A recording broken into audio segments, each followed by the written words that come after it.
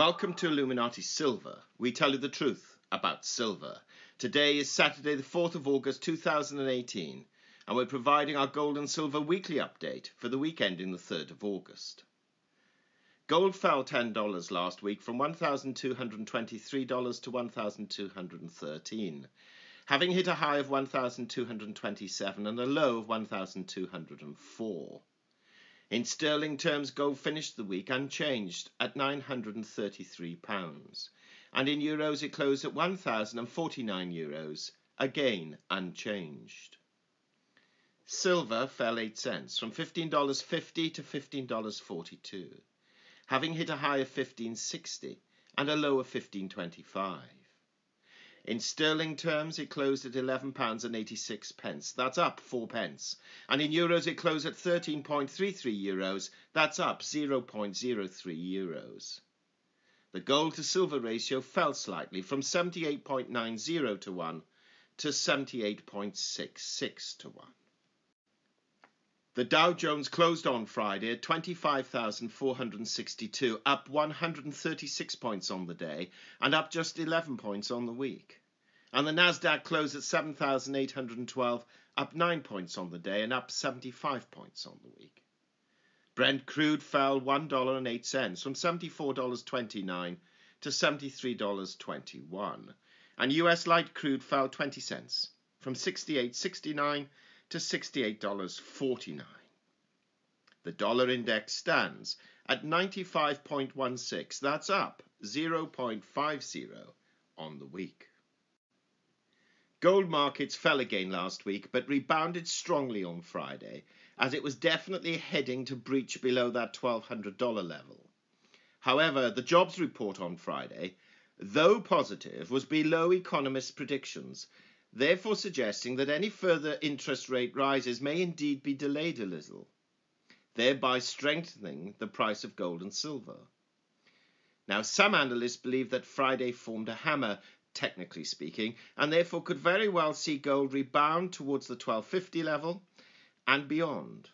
And whilst we believe this is possible, our analysis shows that there are still sufficient headwinds to push the price lower over the coming 2 or so months. Now, we have said for a while that gold below $1,200 represents good value for money, even though we also said last week that the worst case scenario for gold and silver prices was a 10% fall and best case 10% rise for the duration of this year. This suggests, therefore, that gold could indeed fall to around $11.25 and go as high as $13.75. And we still hold to this.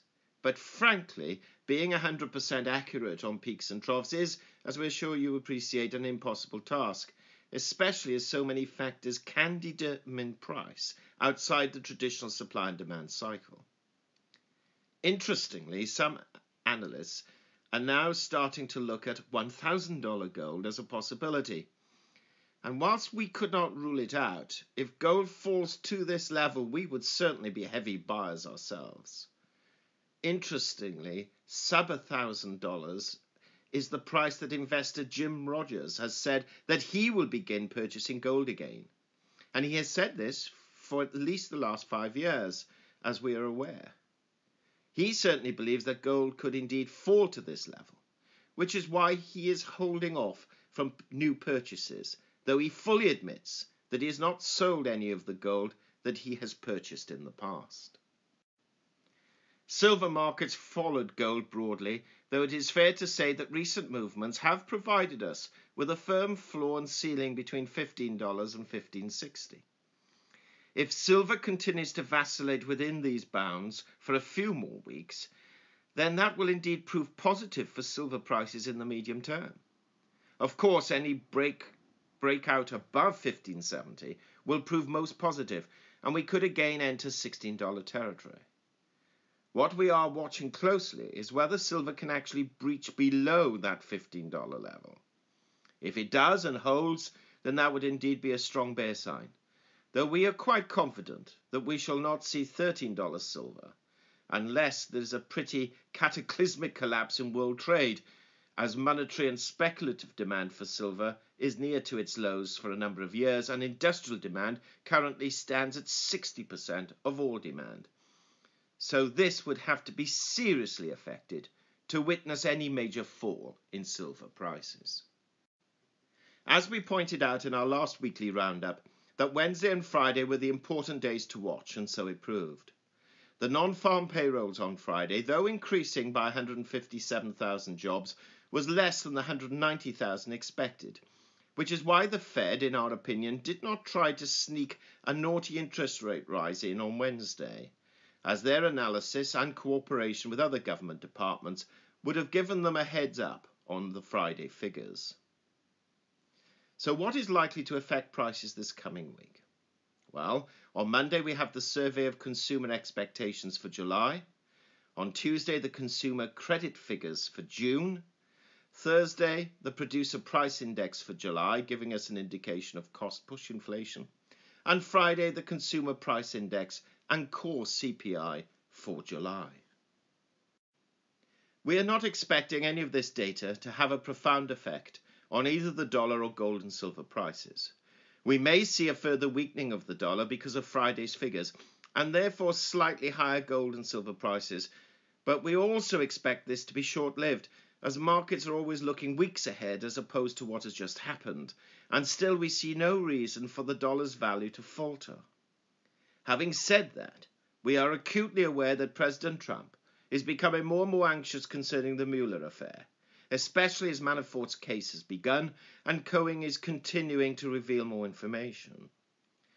The Mueller team, now having interviewed the so-called Manhattan Madame, who is known to be close to Roger Stone, does, in our opinion, bring his indictment, that's Stone's indictment, ever nearer.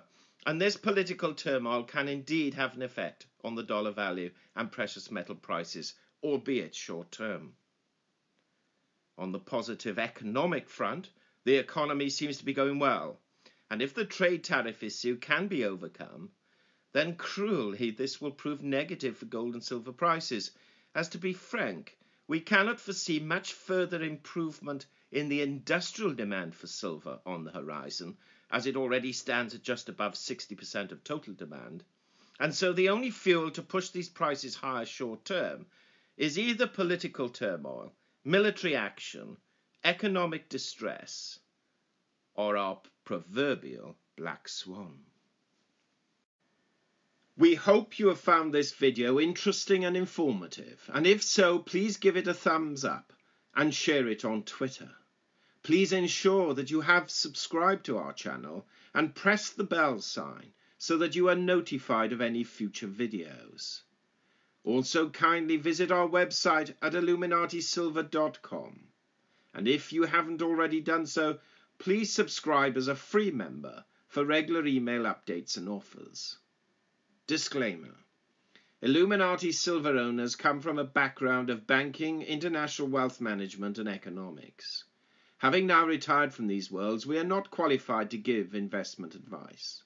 Therefore, this and other productions must not be deemed to be giving such advice, and merely represent the personal views of its owners.